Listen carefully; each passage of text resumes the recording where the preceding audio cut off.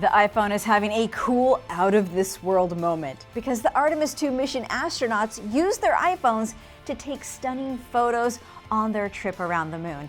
And they're using the iPhone 17 Pro Max, the same phone I keep in my pocket. This thing was in space, getting way better shots of the moon than any of us ever will. It's one of the first times NASA allowed astronauts to fly with their personal smartphones, but this is not the first time an iPhone has been to space. In fact, many Apple products have been to space, and sometimes it proved to be a little dangerous. Better watch where you eject that thing.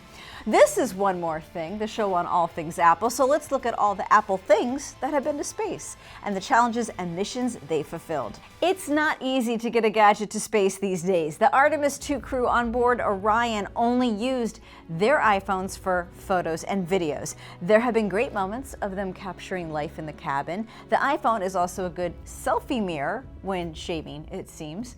But the iPhone is not for making calls. There is no reception in space. This is not for playing Hello Kitty Island Adventure. No internet, no Bluetooth shall be used. This is an approved tool on a mission worth billions of dollars, and as such, NASA had to put it through 4 phases of testing. A New York Times story did lay out the steps. First, it has to pass a safety panel. Then folks have to go through all the potential hazards, like how likely is it the glass could shatter and then you have shards of glass floating around? Total nightmare stuff, right? Not good in space. Third step is to make a plan on what to do if that bad stuff happened, and the fourth step is proving your plan could work. In a social media post back in February, NASA Administrator Jared Isaacman said personal phones were approved for capturing special moments. That way they can share inspiring images and video with the world.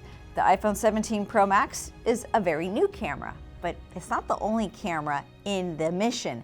Some amazing shots, like what you see here, were taken with Nikon's current flagship DSLR camera, the mirrorless Z9.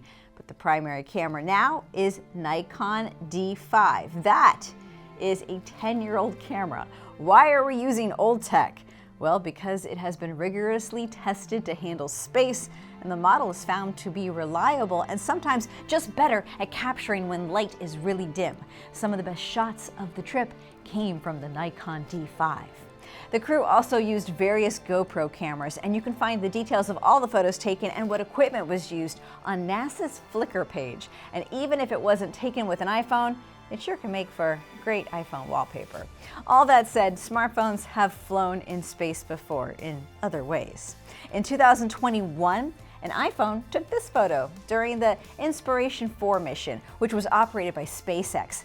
A decade earlier, in 2011, iPhones were not personal devices. Instead, they were part of an experiment on board the space shuttle Atlantis. It was 2 iPhone 4S models that were on the final space shuttle mission, and they were tested on the International Space Station. The phones had an app to help conduct experiments using the iPhone sensors, and NASA wanted to learn how radiation affects the iPhone. But the first iPhone in space did not need to hitch a ride on a rocket. In 2010, a father and son from New York attached an iPhone 4 to a weather balloon, and it went 19 miles up into the stratosphere before the balloon popped, and it parachuted down. It was found with the iPhone's GPS. But what about other Apple devices? Well, iPads and other tablets have been used on the International Space Station. It is a great way to pull up info for a manual, and it's faster than flipping through papers. And astronauts need music, right? So naturally, iPods were on the ISS.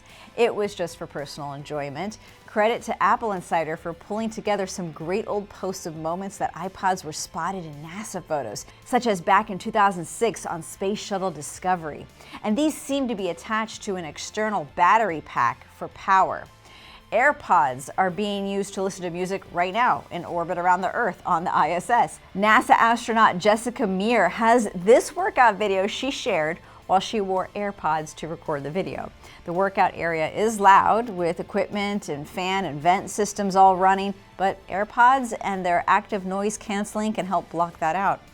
The Apple Watch has been spotted being worn by astronauts on the ISS, and on SpaceX mission Inspiration4, the Apple Watch was part of health research to see how space was affecting astronauts' bodies.